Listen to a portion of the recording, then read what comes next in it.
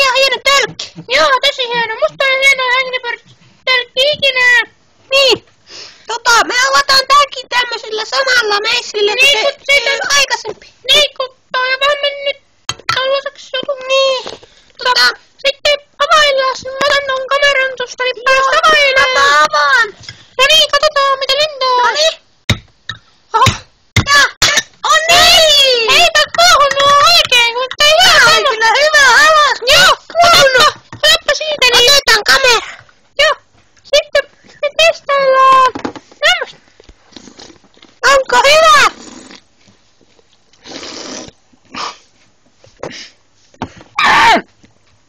Taitaa olla aika hyvä.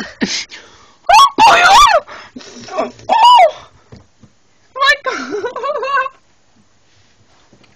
Ei siellä oikein sahti. Ei oo kyllä niin hyvä kuin Coca-Cola Original. Siinä on appelsiinin maku ihan paskaa. Ei vittu, kun on paha.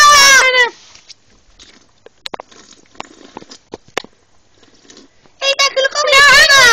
Tolkit ei kyllä kovin kestäviä, kun näissä on aina tää sama ongelma, että ne alkaa mennä rikki täältä neulasta, kun näitä vähän rytistää, kun ne menee.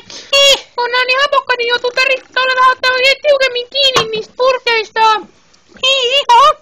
Eli sieltä tulee Entä arvosanaa? Joo. Arvosanaks mä annasin ihan 3. No, mä annan sama. Tää on ihan Olvin tuote. Ihan hyvä. Varmaan kaljaa sääs. Tää on ihan Olvin tuote. Mutta jos meidän kokonaisarvosana on se 3, niin kuin me laitettiin, niin me laitetaan tää video nyt poikki. Joo, no se Ei. Oho, anteeksi vaan. Tää oli testistä. Joskus jotain muuta.